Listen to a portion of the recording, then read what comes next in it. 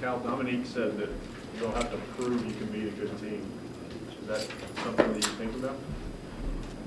Well, I'm glad he's thinking in those terms because, this schedule that we've played is top-heavy to this point.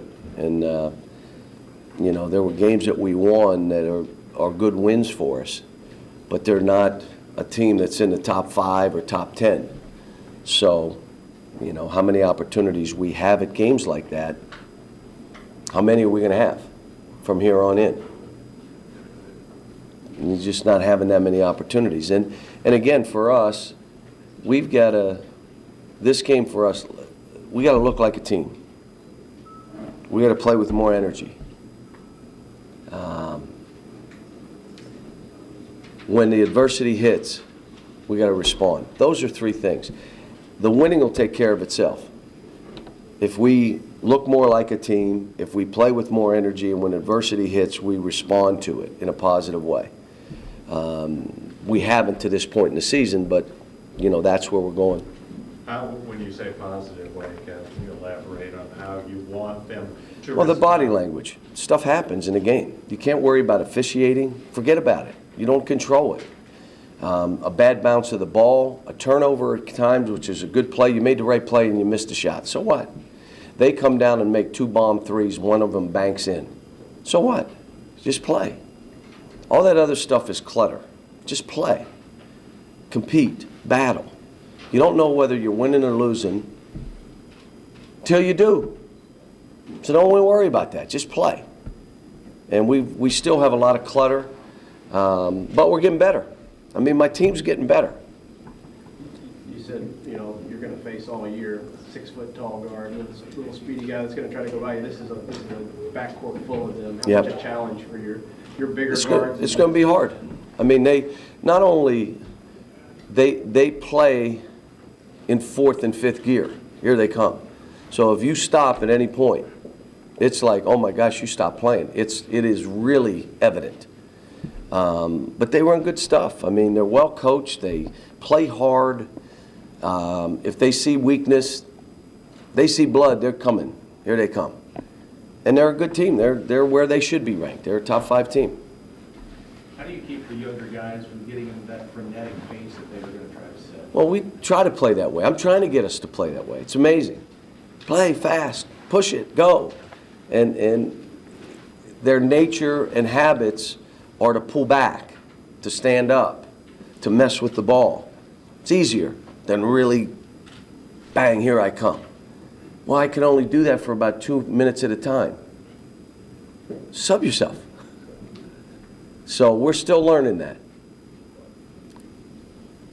The game with John Wall and DeMarcus Cousins got really physical early. Do you worry about the guys getting caught up too much in the rivalry, the atmosphere that's going to be there? That's an issue that both teams will have.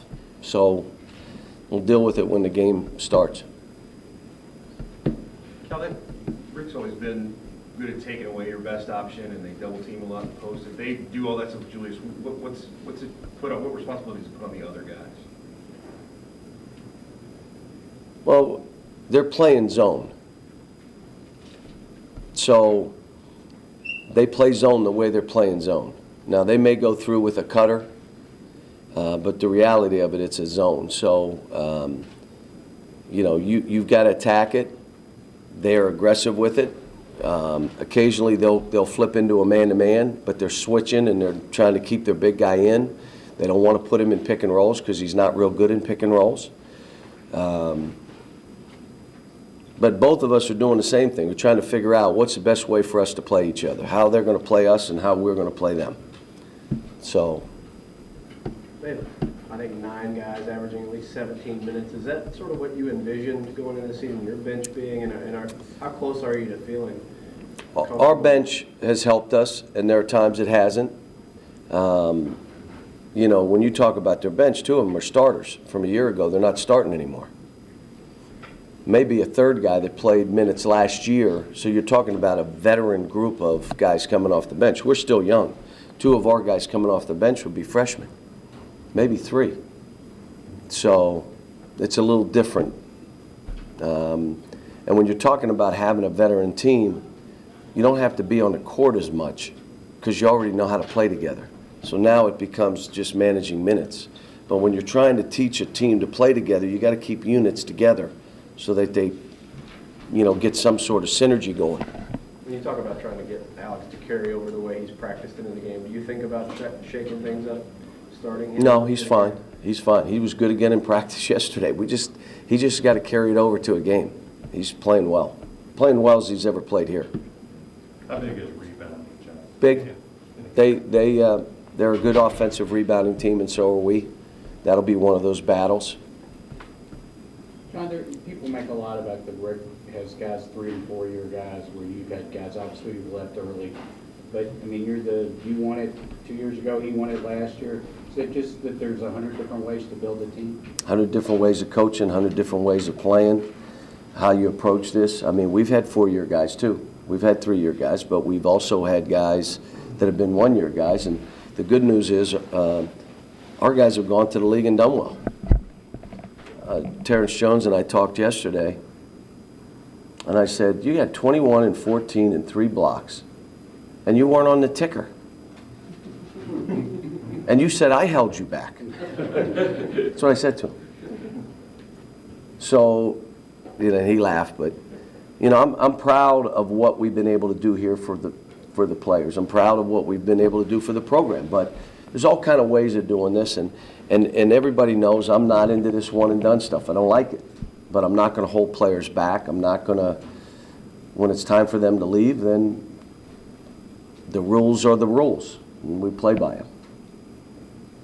John, you mentioned that there are only so many opportunities to play a top 10 team and make a statement, it sounds like you're saying.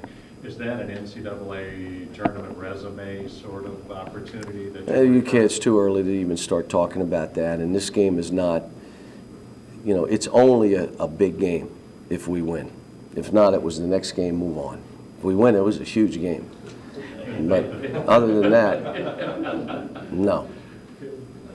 But, I mean, you are 0-3 against ranked teams. Yeah, they're all top 10 teams. It's pretty hard to beat those guys. But you And were obviously, right there. we're not. We were with 3 minutes to go in all those games. It's a 1-point game, and we're right there. We're not ready to win those games yet. This team in February is not going to be what it is right now. Guys will get it. It's like, I like this team, but we're still, we're not what everybody said we were to start, and I said it. This is a team game. It's not a collection. It's a team game. And we weren't the kind of team. We're only now beginning to be that kind of team. We'll see where we are against the top opponent. I mean, we'll see. And we'll figure out from there where we got to go. Are we farther along than we thought? Maybe. Are we behind where we thought? Maybe. When you're talking about a team like this, it's more or less the progress, and you just take steps along the way. How much are you looking, or I guess enjoying this past week and looking forward to practice time without the games and just getting the guys in there? It's been good. A lot of time together. A lot of time for them to be together. They start becoming more of a team because they're together so much. We're together 3-4 times a day now. Even now, today we'll be together 3 or 4 times. Yesterday was, from a breakfast meal together, from a practice in the morning to go back to take a nap, come back and practice, to dinner together, and a meeting last night. They're together all day now. They did well academically. They had another 3.0 B average, and they work hard in the class. They're in classes, and they have to do their thing, and they're doing it. So now that's all shut down. Now we are a basketball team, and we're worried about getting better as basketball players and coming together as a team. John, what's your impression of Montrezl Harrell? What stands out for you about him? Just so active, really a good player. So active, goes after every ball, accepts his role. I mean, and the one thing with what Louisville does best is the 2 guys that take all the shots, the 2 guards. The other guys that's supposed to shoot threes do it. The rebounders rebound. The screeners screen. The posts play behind, and they go rebound. They are, collectively, they know what their roles are. He knows what his role is. The guy on our team that does his role better than anybody else is Dominique. Does what this team needs him to do, he does. And so we're trying now to get everybody else to understand, do you know what you have to do to help our team become better? So we're still working on that with our team, but he does it for them. You know, their two guards shoot most of the balls. Just how it is. They take 60 shots, those two are taking nearly 40. The rest of you take a few shots here and there, go rebound that ball. And they do it. They do it, and they do it well. What? How is Willie's role with this? He's been great. He's been great. He's got a great presence about him. He's getting better offensively. You know, people forget, and I said this before, Anthony Davis had no post game at the beginning of the year, and we never went to him except if it was a dunk. By the end of the year, we were throwing him the ball in the post, and he was confident. It takes time. It's taken time for Willie. Willie was playing football, dodgeball, tennis, kickball. I went in there and played kickball one day. I'm like, would you ever play basketball? I never see what. He's now zeroed in on the basketball, and he's showing it. He's getting better. Thanks, guys.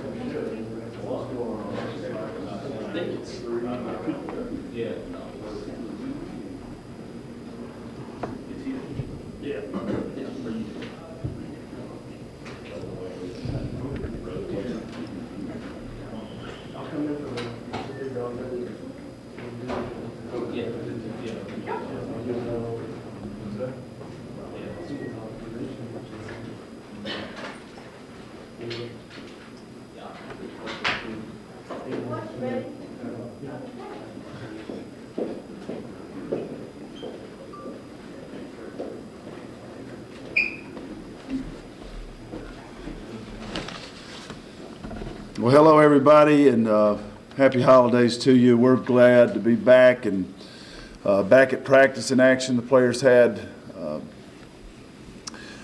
or 4 days off, and were able to get back and see their families and enjoy the holiday, and so that was good for them. And so now we're coming back to try to finish off what's been a tough non-conference schedule, and we have one more non-conference game that we need to earn a victory in. And it will be important for us to prepare well over the next couple of days. Grambling State is a very quick and athletic team. They really like to push the ball in transition, so that'll be a challenge for us to sharpen up our transition defense that we had some breakdowns in the last game, so we're going to be working hard on that. They're going to play some 2-3 zone defense, which we also didn't do very well against in the last game, so it's a great opportunity for us to get prepared and see how far we can come in 3 practices and do a good job with them. They have 2 really explosive players, a good inside-outside combination. Miller, their leading scorer, is 18 points a game, and a really explosive guard that we'll have to do a great job on. And then inside, Victoria Ricks is having a good season. Has a real good presence inside, 11 points a game, good rebounder. So it'll be important for us to practice well to get ready for Grambling State and see if we can close out. If we are able to earn a victory, it'll really be a great non-conference season for us. So we're excited to be back and looking forward to our game in Memorial on Sunday afternoon. What have you learned about the team since the loss? Well, just I think the biggest thing for us from the Duke game is if we play the way we did in the first half, if you compare that to teams that we're getting ready to start facing in the Southeastern Conference, we can probably get beat by anybody. And if we play closer to how we did in the second half, when we were able to play better in the second half, we can probably beat anybody in our conference. So it's going to be very important, I think, for us to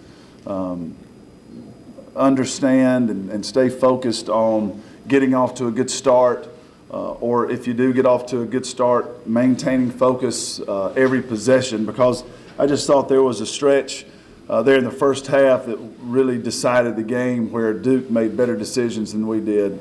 And I think when two good teams play, it really comes down to decisions that you make, and you're not able to overcome them poor decisions as easily as maybe a team that you have more talent than. So nothing earth-shattering, just we didn't make as good of decisions as Duke did, so they won the game, and I think it puts a real premium on us understanding how important our mental approach is as well as our physical approach to the game. You weren't very happy with your team defensively after I think the East Tennessee State game, and you said this stretch before classes start again, before the SEC, is when they're really going to become a good defensive team.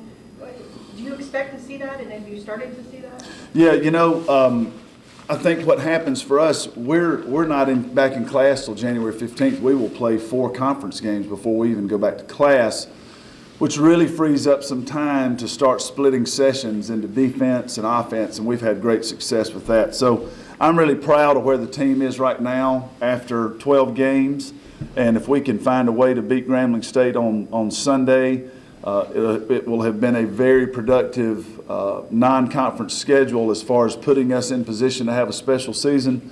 But I think really what will tell the tale for us in conference will be how good can we practice over the next couple of weeks, because we definitely need to make up some ground defensively, and we need to sharpen up our press. We're going to work really hard on that today. We need to just sharpen up some things that have slipped a little bit because the games were just coming at us in waves.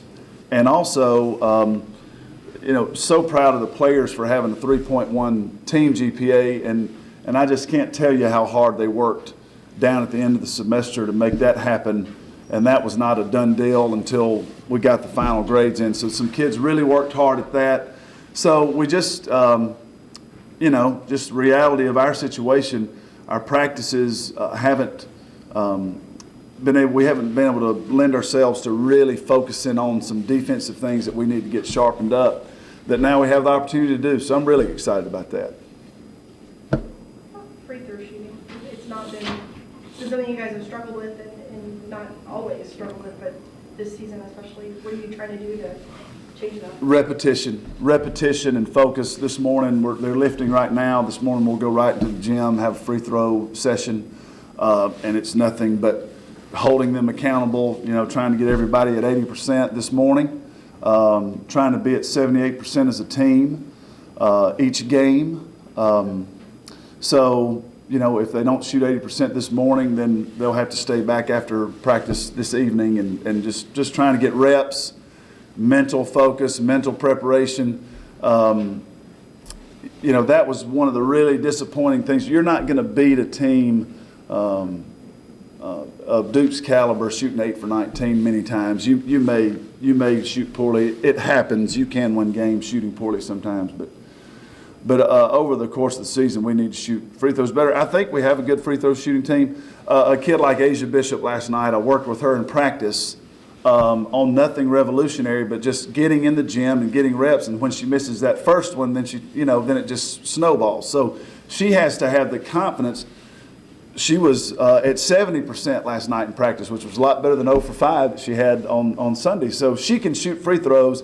I just think that with the extra practice time, I think you'll see some progress there. I doubt that Asia had a lot of time to get in the gym. She had a 3.5 last semester and really wanted to have a great academic semester. So we're there down at the end with finals right there, and so I doubt she got in the gym very much during finals week and shot free throws. So I think those things can improve over the next few weeks. What kind of things are you looking for your front court to kind of take a step forward from the new game? I think we really struggled in a couple of areas. One, I want our guards to find our people in the front court when they're posting up against the zone, and those are reads, and that's something that the coaches need to do a good job of helping us structure that in practice so we can do a good job.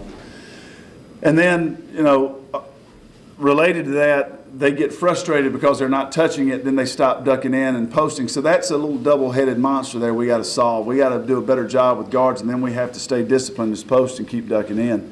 And then just finishing around the basket. I thought we did such a good job in the second half. It's like I told Asia. Just think, Asia was 2 for 8, did not score, didn't take a jump shot in the game, 2 for 8 around the basket, and 0 for 5 from the free throw line. Just think if she'd made 6 for 8 and 3 for 5. Those kind of things, and that's not to beat Asia up. It's really an encouraging thing. If Asia, and Asia can do that. We just need to do a better job coaching and spending time with her and getting her ready to do those kind of things, because she's doing the hard part. She's going to get the offensive board, and Samari's on the offensive boards. And so I just think it's balance, focus, a little bit of technique around the bucket would go a long way for this team, because they're doing some really good things. Thanks, everybody. Thank you.